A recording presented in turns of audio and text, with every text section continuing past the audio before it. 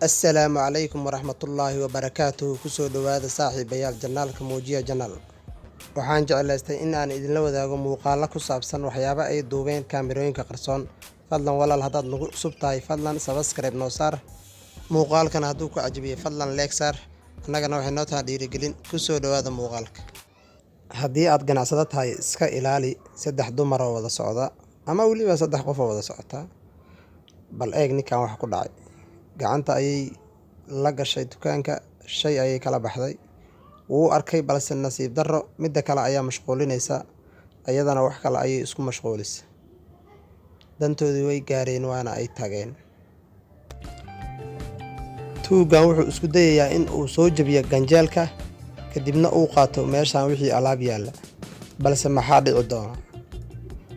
Asagii ayaa halis galay. Tuugan u maleemayo mar dambe in uu tuugnimo dambe u laaban doono. Cashir ayay u tahay tan. Xariifkan wuxuu soo galay guri islaameed wuxuuna la soo baxay mootadan sidii inuu asagu leeyahay, balse albaabkii yaaba ku dhagayba. Albaabkii ayaaba noqdayba ninkii lahay mootada. Balse maxaa dhici doona? Durba waxaa soo baxay ninkii lahay mootada oo badiilsi.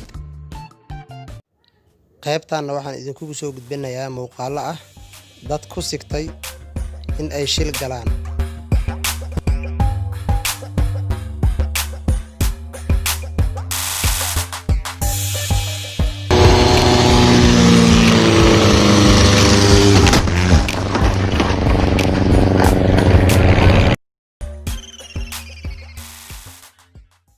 Akhyaaray waad ku mahadsantihiin daawashadiina.